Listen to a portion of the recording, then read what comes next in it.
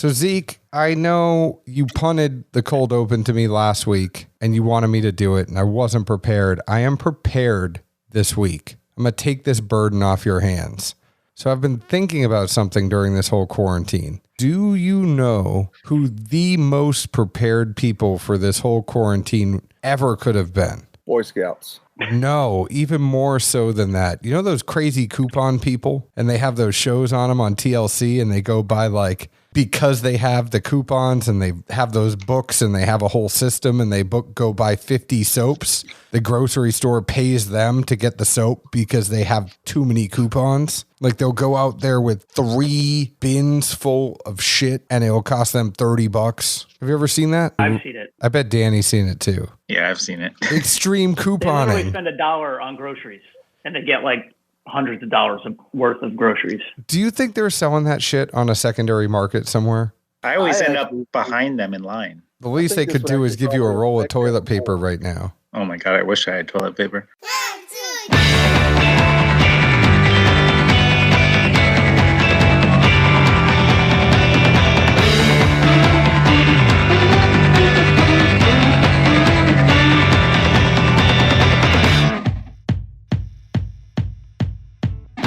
Hello, everyone. My name is John Edwards, and virtually with me is Zeke Baker, but together we make the Dad's Drinking Bourbon. Wherever you are, whatever time it is, thank you for making us a part of your day. Zeke Baker coming in strong there, chugging straight from the Wolfpack bottle. Not chugging, just sips. I'm sitting outside, too lazy to use a glass. How are you, my friend? You know, I'm good, but to this coupon notion you have, I'll just toss it out for perspective. Those people actually are probably mental health-wise in a worse shape than a lot of folks, because that's almost a compulsion that they have to fulfill and do.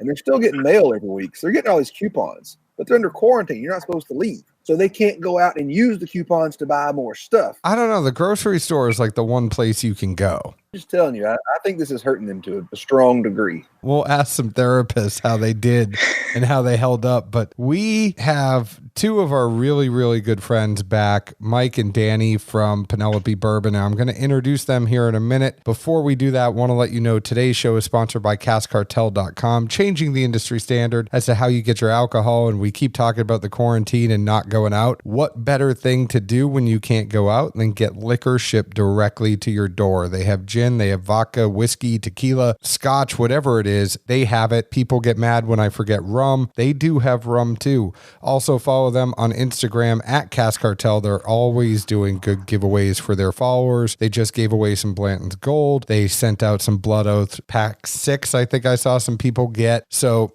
check out our friends at CaskCartel.com. Get your liquor shipped to your door. Follow them on Instagram at Cask Cartel. Without further ado, our friends Mike and Danny from Penelope Bourbon. We always have a good time talking to you guys. I think our last show was super special because we all came out going like, oh shit, did we just become friends? Like all 4 of us. And we love having you on. Welcome back. How are you? Yeah, man, good to be back. And I remember that first show very, very clearly. I think Danny and I were just talking about it earlier today, where it was my first time in Nashville. Oh my God. And, you know, we took the 3.5-hour drive from Frankfurt down to Nashville during our bottling run. And I didn't really have much to eat that night. And I had a lot of barrel strength bourbon that night. And next thing you know, I ended up missing my flight. I think when I woke up the next day, my flight had already landed in New Jersey.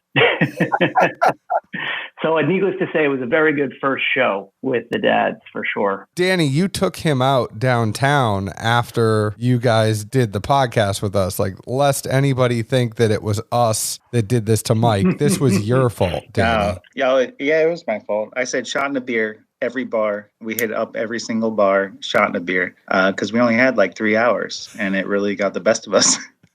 Yeah. Well, Danny is like that silent type. You got to worry, like the quiet ones you always have to worry about. Mike's the one out there talking to everyone. Danny's the one who's like quietly like, hey, Mike, we're going to do a shot in a beer. Exactly. We had a really good time that night. That was great. It was awesome. Where'd you guys go when you were there? What honky tonks did you hit up? I remember Danny. You would know. We literally hit up every single one down the strip. Just started at one end and went to the other. And then we ended up on like the 5th floor of some diner. It was like a high-rise diner. Yeah. Right. That was the last thing I remembered. It's called The Diner. by the way. Oh, good.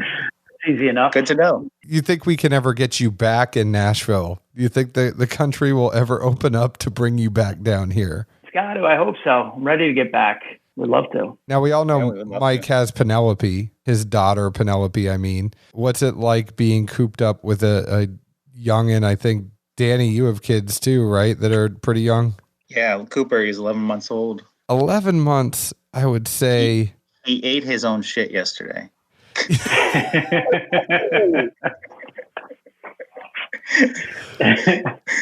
And somehow it was my fault. But he's not as needy as like a toddler that's yelling at you when you're trying to have a call saying, Daddy, Daddy, I'm fancy. Daddy, I want this. I want food. I want this. Turn this on TV. I want to do ABC Mouse, etc. For me, it's crazy. I mean, because she's, about a year and a half. So she's running around everywhere. And if I'm sitting in my office, which is, I'm in my office now, I mean, she comes barging in. It's like a hurricane or a tornado everywhere she goes, grabbing everything in sight.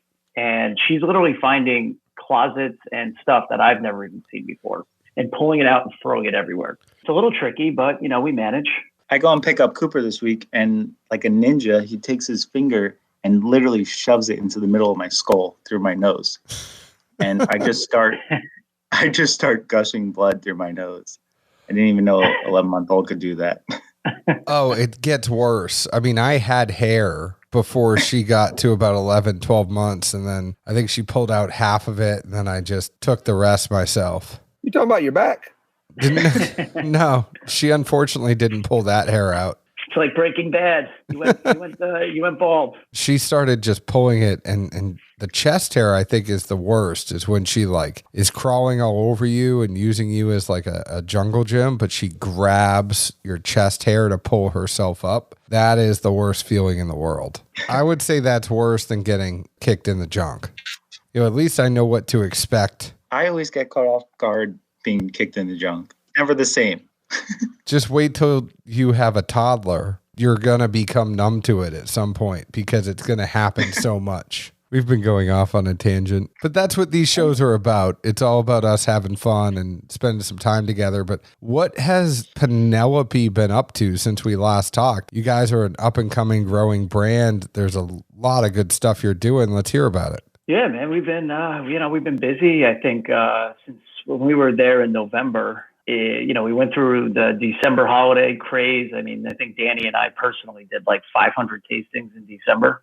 And then came January, we launched in New York, Metro and upstate. We launched in Nebraska and just been, still grinding in with Wisconsin and New Jersey, our home state. So you got Nebraska and Wisconsin before you decided to come to Tennessee. Well, we just haven't had, with Nebraska, we had a distributor reach out to us and the guy's like, hey, we want to carry your product. I said, all right, let's look at getting our permit. And then, typical New Jersey, we've been in business now for almost 2 years. We still don't even have our license. We have a temporary permit to operate. Nebraska, we literally got our liquor license in an hour. It was amazing. It's crazy, dude. I go, what? This is nuts. I mean, it's taken me 2 years. I still don't have it in New Jersey. I go to Nebraska. It took 1 hour. Bro, it's nuts. And the most helpful. You can get them on the phone in like 20, like anytime you need them. It was unbelievable. Yeah.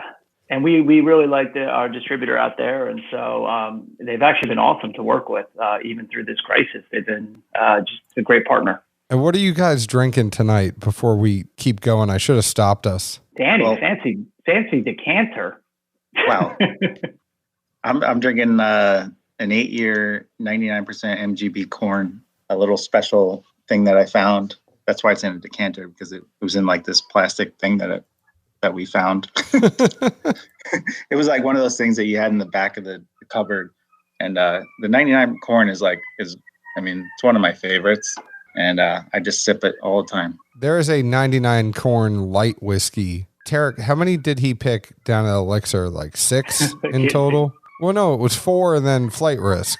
Yeah, Flight Risk was the first one. That was a short barrel hazmat. And then he had 4 more come in. They did that 4 horseman thing on. But a few other places have done some. And I mean, for the most part, I've been a pretty big fan as well of the light whiskey. I've had a couple that seem to have a little too much oak to them. And some folks say it's just too sweet for them. But, I mean, to me, that's just crushable. And they're all high proof, too. Like, Yeah. Let's keep going. Well, that's the thing. I didn't know what proof this was when I got it. And hey, Zeke, you may want to check. Is your house on fire? So you may want to just make sure you put the cigar out. No, that's I'm near the freeway, so it picks up stuff from time to time. Oh, yeah. No, they're still looking for Zeke, Mike. They just haven't found him yet. And John, I remember you were saying the light whiskey. I wonder how that compares to the bourbon of the 99 corn.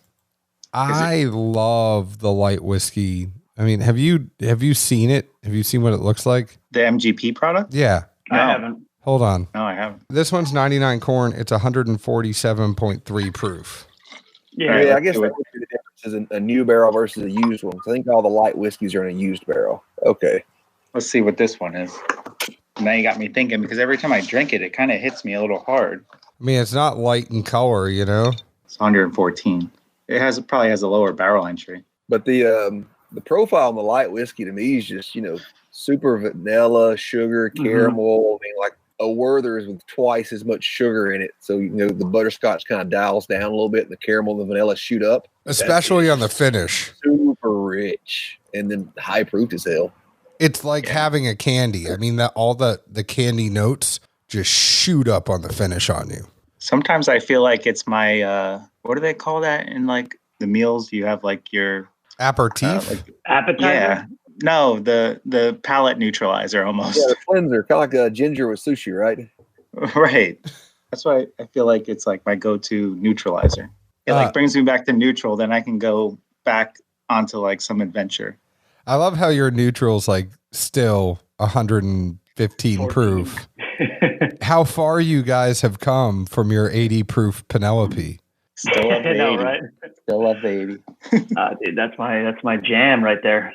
I was having the 80 the other day, and then I had the side-by-side. So admittedly for you guys, the first drink I had tonight was the Penelope Cast Strength 58.9 ABV, 117.8 proof.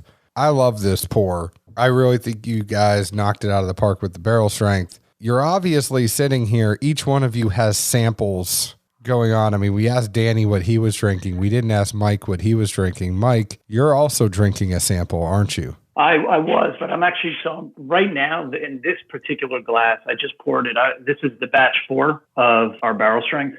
So this is the latest one. This was, we bottled this in February. What did you name this one? Well, barrel strength, we're just at only the 80 proof. We're doing the names with barrel strength. We're just going by numbers. And honestly, what's funny is like, I think just now we figured it out. Like batch 1 barrel strength, we didn't include a batch number on the label. Batch 2, we included batch 2 on the label. Batch 3, which you have right there, we didn't. And then batch 4, we include batch 04. So we need to fine tune it on the 80 proof. I think we've had this conversation last time. I think we have a plan going forward for how we're going to be naming our 80 proof batches. And for barrel strength, I think we kind of just figured it out. So it's a work in progress.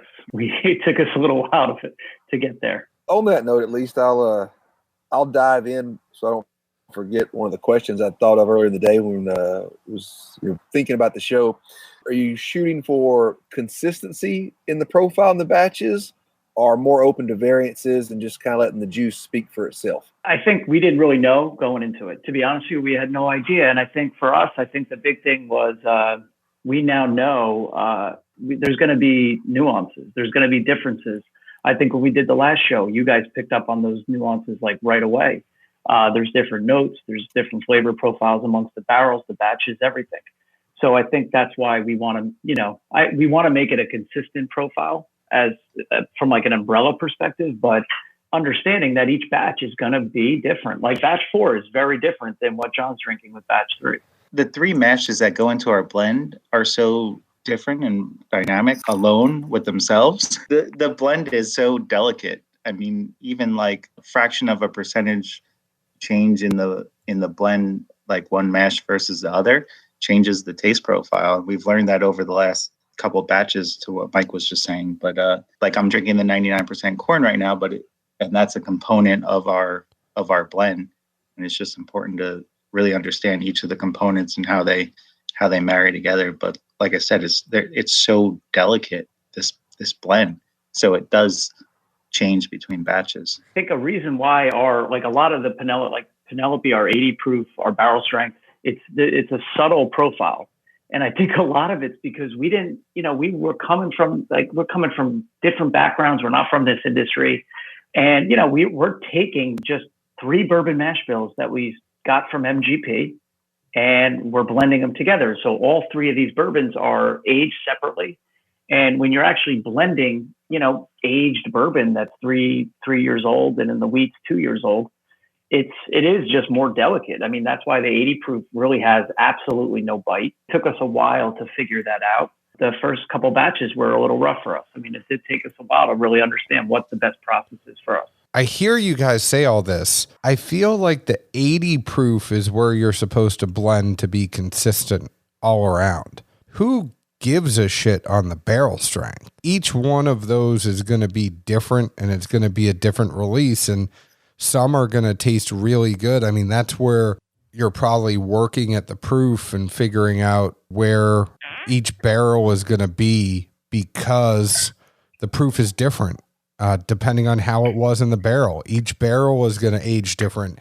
Each barrel is going to end up at a different proof. Like, I wouldn't even try to worry about keeping it at the same profile. There's always things that are going to connect it in the sense that it's the same mash bill, but I wouldn't worry about it. Consistency in a certain piece there. It's like each one of those is its own release in and of itself. That's what we're starting to realize as well. I mean, the 80 proof, we've always wanted consistency. Oh, you got to. And when you're blending to a certain proof, when you're blending to 80 proof, it's a lot easier to make that a certain consistency, Yeah, absolutely. Yeah. Absolutely. There are so many variables that we are starting to try to track, but we're starting to realize that it really comes down to just the profiles of each barrel or each blend of each mash, and then kind of putting the pieces together to come up with the final blend. It's just been, it's been tricky for us, like Mike said. And now we're getting, I'm getting barrels. Like all of a sudden we're looking into the details, and I'm like, all right, well, why does this taste different? Like, how does this possibly taste different? Like, literally, how is this possible? And then, it's it's from Robinson Cooperage, or it's a Kelvin, or it's a Stayside. And I mean, honestly, these cooperages are throwing crazy different flavors at us. Like, now we know we love that Kelvin rye. We love that, our rye that's aged in Kelvin barrels, or our corn in Stayside. So we're slowly getting there. I think we're getting better and better at it. That's why we're trying to really dive into the components that make up our blend and really understand them. That way, when we're there dumping the barrels, that we can on the fly pick up, what notes we're missing and start interchanging them, between the different mashes to get back to that Penelope profile. Well, I think you're on the right track, though, as far as, like Mike said, you want variance, but you want it to be under the same umbrella. I think that's the perfect philosophy, because, as a consumer, you want that kind of, all right, we got the same baseline here, but the nuances are fun. It shows the, array or range of the product, and also, gives all of us something to talk about. Like, oh, well, batch 3 had this, but batch 4 had that. Why do you think? Which one do you like better? And, without, if it's all the same over and over and over, what the hell are we going to talk about? It's difficult for us. I mean, it's hard when we're sitting there and we have all these barrels dumped and liquid in these totes, and we're trying to put them together, and you have one shot. You can't go back. Once you blend something, you can't pull it apart again. And you have a lot of barrels that took a long time to make on the table. So that it's really stressful when we do it. We go back and forth and really try to really get it to where we need it. And something that we walk away that day after we blend something and we say that we're proud of it. That's the goal. I think that's, better than, trying to chase the same profile. It's kind of like, we know folks that, are in picking groups and, do some picks, and some guys get really hung up on, well, when I went to this place and picked, I think this was the best barrel I've ever done. Like, I'm not going to be satisfied until I find, the equivalent of that or better again. Well, sorry, it ain't gonna happen. The world doesn't work that way. Like you got to have a manageable expectation. And if you go in with, all right, here's the characteristics that we find true to our product. Here's what we want people to always get. But here's our room for not error, but just variance. And that's just natural. And, I think having that mindset, you're not going to lose as much sleep as night or, fret over, well, what if we put a little bit more of that in there? Maybe a little bit more of that. Like, no, it's good, damn it. Just keep rolling. So every time you go in to actually do the blend, do you put like Eminem's Lose Yourself on your headphones? I feel like that. If you had one shot. Yeah, right. And then Danny and I it's like the program. We spit in each other's faces and we get ready to go. My favorite part of that movie is when he got put on D-line and he goes outside. He's like, seat at the table. And he takes the car window and he smashes it with his head. Yeah. That's such a good movie. As a football player, the program Seat at the table was just like, starting D, seat at the table. That's the guy that painted his face, right? He was also in Any Given Sunday. His character's name was Lattimore, and he was also in Any Given Sunday and was one of the linemen in that movie as well. I remember they had the controversial scene where they laid in the middle of the street with the cars going by them. But they took that out in they some took of it out. Yeah. Imagine people were actually doing it. You imagine that today? They wouldn't take that out. But who was his love interest in that? One of the coach's daughter or something? No, it was she played was in tennis. TV show, I think. I think my favorite part of that was the football and how all the guys just keep knocking it out of his hand, and like everywhere he goes, he has to keep chasing the thing down no matter what he's doing. Yeah, it just kept going throughout the whole movie. Gotta get the football, man. Gotta go. Like, well, no, they did it to him in the middle of class, and because he was a freshman and he fumbled the ball in a game. So then the coach said, you got to walk around with this ball, and anytime somebody knocks it out of your hand, if anybody else brings this ball back to me instead of you better start praying. They would just get him at all these random times. That's how we pep each other up before blends. Very similar to the program. And we go right into it, man. We go right in and we get prepared. And, for us, it's a little tricky because we're using someone else's facility too. So it's like we have a time constraint, and there's a lot. I mean, I remember in the beginning, man, we were like, it was kind of deer in headlights. We were like, oh, whoa. Yeah. I mean, and they're starting to tap their feet like, guys, come on, we gotta we gotta run lines here. That's how we run our business. And we're like, well, we don't have it yet. And so it just adds to a little bit of the chaos. Mike and I actually stopped the line one time into it, literally laid out all the cases in chronological order and went through every single case and tasted it and kind of like revamped the blend and restarted it because we weren't happy with what we started. Zeke was actually asking me earlier, who controls your blend? Is that you guys, or is it Castle and Key helping you? It's Danny. Danny's our master blender. I mean, that's all Danny. Well, I could tell because he busted out the hydrometer and you did not. But I was drinking. You were drinking, and Danny's like, let me see what the proof actually is in this 99% corn whiskey. Dude, and I'm the one that's like, yeah, it's like 115-ish. I like very exact numbers. Yeah, Danny doesn't like when I use the term ish. Like there's no ish in his vocabulary. You're a sales guy. You have a lot of ish in you. Yeah, it's kind of ish. Yeah, exactly, man. I do basically how we structure the business, and that's why we've worked so well together. Is I really handle really sales, marketing, Danny's creative. Operations and creative, and Danny's supply chain and operations in our blend. I was trying to convince Danny to change his title to Chief Products Officer. He's right. Chief Operating Officer, and I was like, dude. Like, we got to spruce that up a bit. But you realize, like, for bourbon and whiskey, the traditional things that you would think of as, like, CEO and, like, things like that, it's not as cool to people outside of being, like, master blender, master taster, master distiller. It's like that is the title that actually brings the prestige. On the notion of, back to the blending, would it be feasible almost just to have...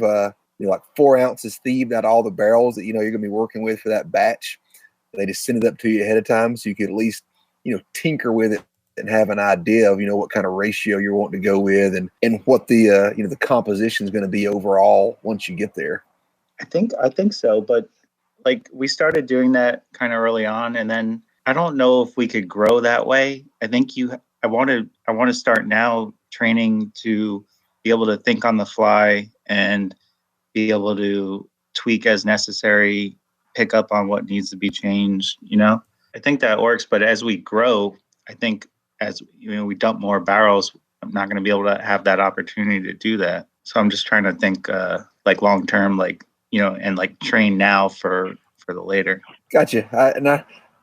I guess I see that, and I kind of thought of that like as I asked the question, like, well, also kind of at least kill the whole rush of the spontaneity of, all right, we just walked in there, it's what I was feeling in that day, in that moment, and I liked it, and I said, let's go. Yeah.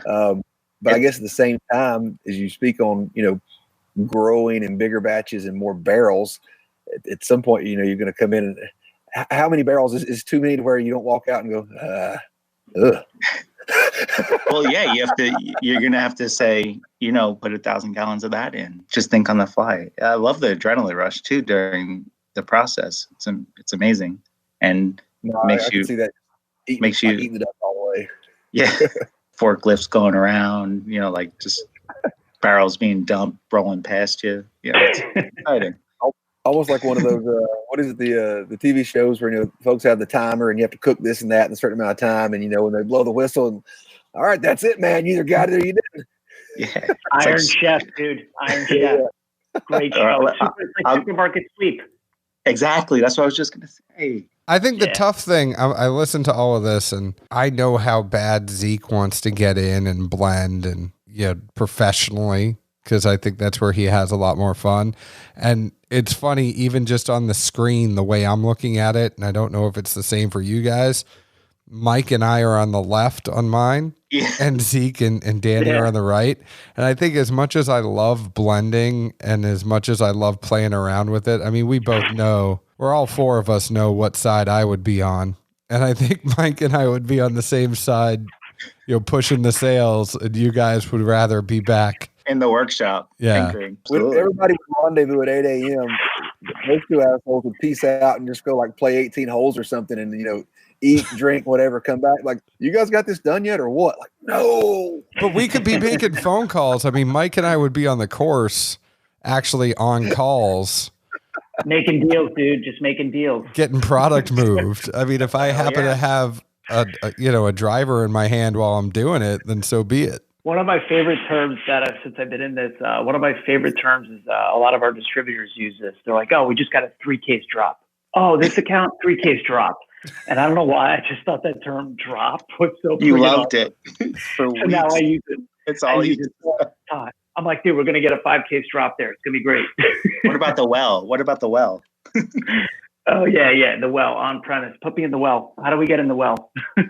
You just find these terms. And it's like, at first, I feel like do you know what this term actually means? Or are you just saying it because somebody else said it first? Dude, it took me like 2 months to figure out what O&D was. I was like, O&D? I'm like, dude, is that? And I kept thinking, because I remember the advertising world, OMD. OMD is a big advertising agency. So I was like, OMD? I thought they were saying OMD. No, they were saying OND. I'm like, finally, I was like, dude, what are you guys talking about? They're like, oh, it's the holiday season, October, November, December. And I was like, I used that term incorrectly about 97 times. So, yeah, it's like crazy. There's all these people, and Zeke doesn't see this side of it again. There's all these people that want to work with us, and they talk about like, how do we get UGC? And it's all these like, advertising terms and things like that. And I'm like, UGC, what the hell is UGC? And then I find myself Googling these terms, and it was user generated content. And I'm like, why? Please stop using acronyms, because this is not what I do every single day. Oh my God, so many I know. UGC, that's a good one. I remember that one too. That was like a 3-month curveball for me. There's a lot of curveballs. I wish somebody, like, before they sent emails, it's like, P.S. anything I've said in this email, I've also included a translation dictionary that will help you out with anything you need. So what's I mean, we obviously know Danny's favorite part is blending. Mike's favorite part is selling. What do you guys get to do together that really bonds you two together and brings you closer besides drinking? Well, okay, I think anytime you're starting a business, it's easy just to rush into it. You pick, you go with you and a buddy come up with an idea and you go with it. But once you get into the weeds of things and you're really kind of building a business, it's got its ups and downs, it's got its challenges. You're going to have good days, you're going to have bad days, and a lot of it is how well you work with one another. I think a lot of the stuff Danny and I do together has to do with the final product. Taste is huge. Product's everything for us. We always, we want to make sure under any circumstance we're putting out the best possible product that we as a company can put out. And that started, I mean, the great example, Danny, you remember the first day of our production. So batch 1, day 1, we were so excited, like running this stuff. And we had no idea. They go, all right, what's your process for blending? And I'm like, process? Like, I don't know, you tell me. And it was a tough day. And we still have those cases sitting in our warehouse. Like, I'm telling you, real tough. I mean, it's not even, it just came out terrible. And so I don't know, Danny, I mean, I think we do a lot with operations together, like accounts payable, accounts receivable, permits. We pick each other's brains. I'm like, dude, do you think we do this? And I'm like, make sure I'm not going crazy. We're dealing with a lot of the loans right now, a lot of these SBA loans. So like everything, a lot of the operational stuff. Yeah. And product. Yeah. I mean, product's a good point. Mike dreams it, we build it. You need to go pull those cases and just take them over to Danny's and let him tinker around with that and some other random newer stuff you guys have and figure out how to just reblend them then. Don't let anything go to waste. Shit, man. Well, yeah. So we did just get our DSP in New Jersey. Very exciting stuff. That's been a big project on our queue. We have, we have a warehouse, and the warehouse is actually equipped it used to be an alcohol chemical factory. And so it's actually all set up. And so we spent, the last month putting together our application. We got approved for our DSP on Monday, and which is awesome. And now we got to deal with the state of New Jersey, so that'll take another 6 months.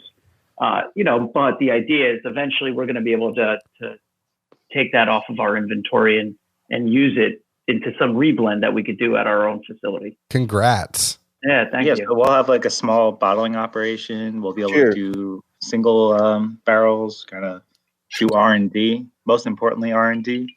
It looks like a chem lab in my kitchen right now. It'd be nice to have a place for that. It can also be like the Sopranos of the bourbon industry. I mean, you guys are. So I don't even know how many DSPs are there in New Jersey. What DSP number are you? I'll have to look. It's on my computer. It was, it's DSP NJ. You don't already have a tattoo of your DSP number yet? Let me tell you something. It's not official because I still have a huge headache because I got to go through the state of New Jersey. So there's still a huge amount of work to do because we have to finalize this with Jersey, which will take 6-7 months. We've had probably 4 calls with the ABC in New Jersey this week alone. So you Jersey boys, when this happens, I mean, how do you celebrate? Do you GTL? Totally.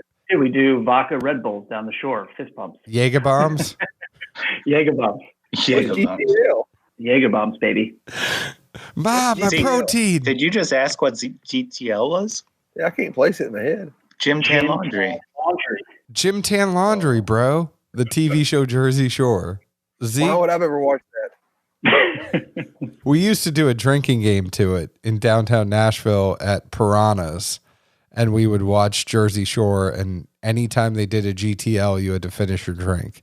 Which was basically the whole show. No, I mean, because sometimes they'd do gym and they'd tan, but they'd forget to do the laundry or something. Like, to get the actual trifecta in one show was, they talked about GTL, but very rarely did they all GTL in one show. They were fake GTLing it. Well, no, because a lot of editing, they could have actually GTL'd, but like the editing, they'll only show them go to the gym or then go to the tanning bed, but like they never always showed Gym Tan Laundry. So when they did, it was like, oh, you got to finish your drink. John, all those People magazines you have in the bathroom. I just assumed they were the wife's to begin with, but now I'm going to have to totally rethink this whole setup. I love how you're trying to give me crap, but we don't even have any magazines in the bathroom. Do you actually get magazines still delivered to your house? I do too. Zeke, I'm with you, man. I get a ton of magazines. I get one. Mike sends them to my house too.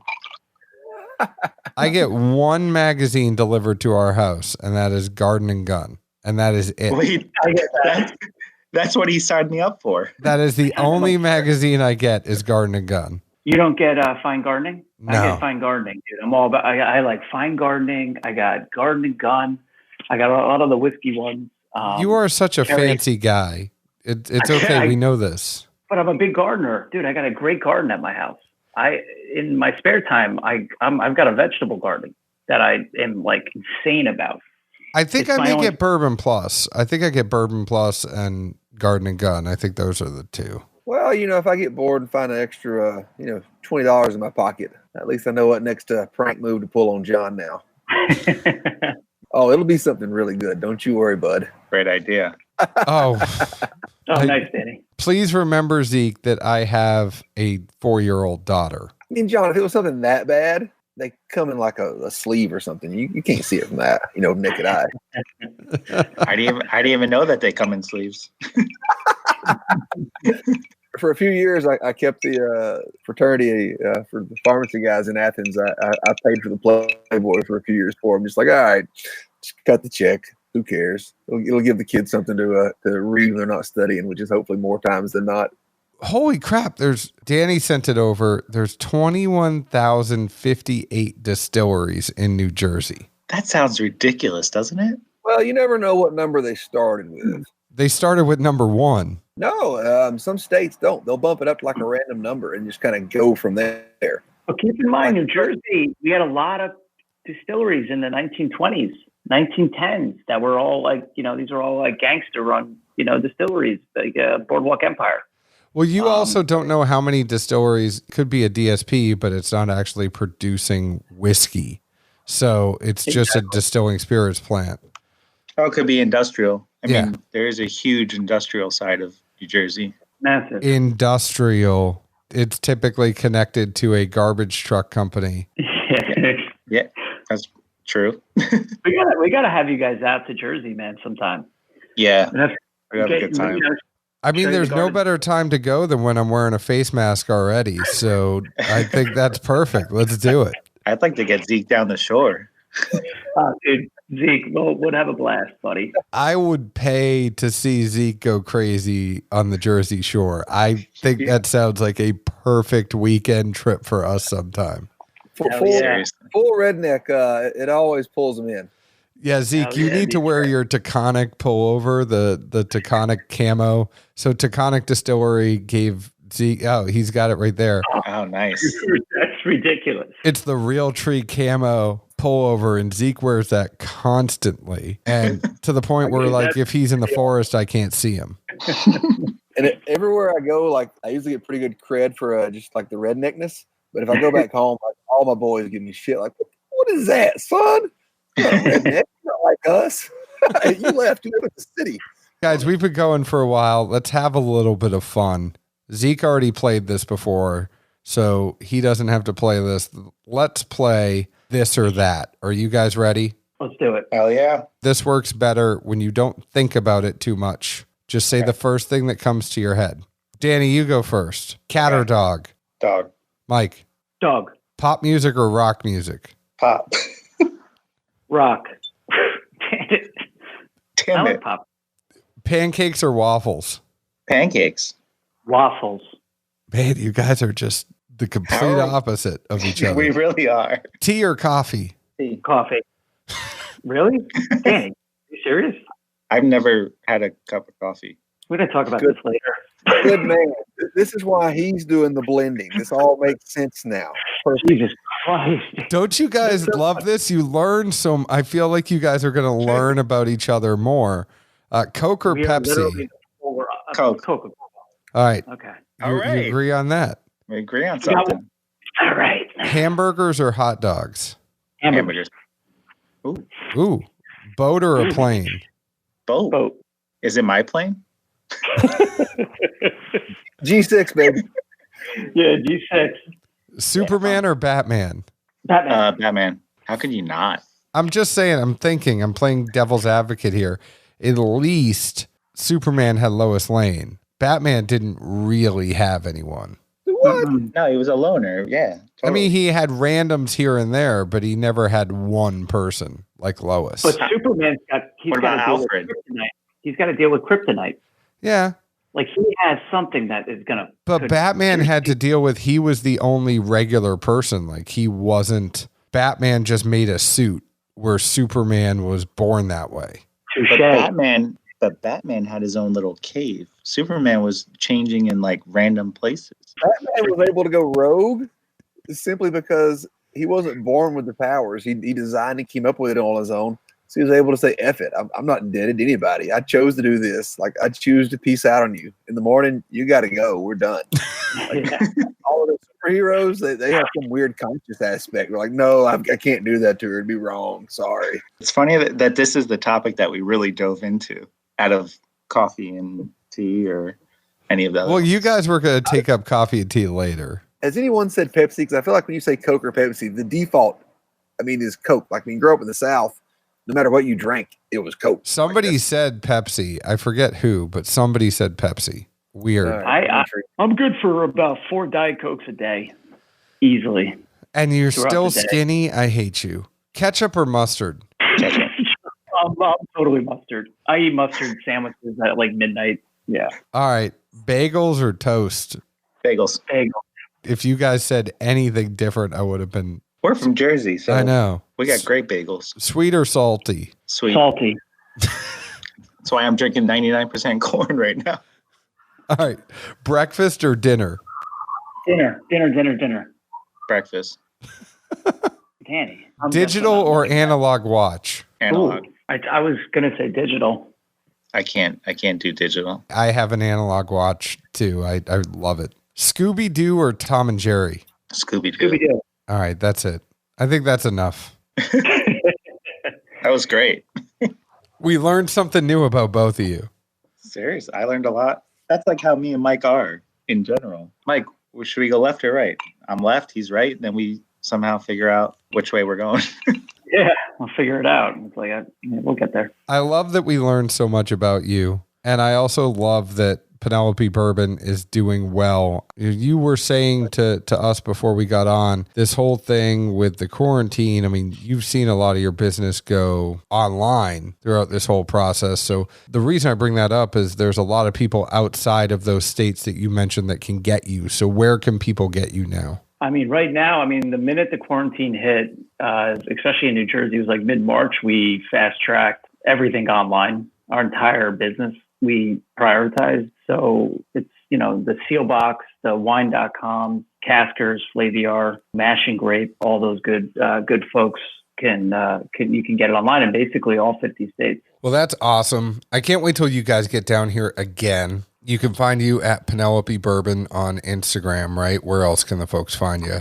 We posted a great video today. We had we did a fun group video past the Penelope. It was a lot of fun, so we had a good time with it. Mike, Danny, thank you. It's been a pleasure having you on. Want to let you know that all of our glassware is brought to you by distilleryproducts.com. They are awesome people. Janie, Carson, Vicky, all the folks over at distilleryproducts.com. They are your place to go for wholesale laser etched glassware, whether or not it's a Glen, it's a wee Glen, it's the neat glass, it's the tipsy glass, it's the dram, it's the Tua, whatever it is, they have it. They have flasks, decanters. Check them out. If you want me to hook you up with them, please feel free to send me an email. I am happy to pass it along to them to make sure that you are taken care of from the good folks at distilleryproducts.com. We really, really enjoy working with them, and they've become better friends than anything throughout this sponsorship. So thank you, distilleryproducts.com. You can find us at Dad's Drinking Bourbon on Facebook, Dad's Drinking Bourbon on Instagram, Bourbon Dads on Twitter. Download us wherever you download your podcast. Mike, Danny, thank you one more time. Yeah, great to be back, guys. Thank you very much. Amazing. Thanks a lot. Zeke, where else can the folks find us? You can always find us in good old Nashville, Tennessee. And as Mike just mentioned, if you're quarantined, not able to go to the store and stare at the shelf for 30 minutes like normal before you decide what to buy, this is probably a product you haven't had. It's available to most states. Just hit up the online retailers he mentioned. I'm pretty certain you'll be happy with your purchase. Cheers. Cheers. Ciao.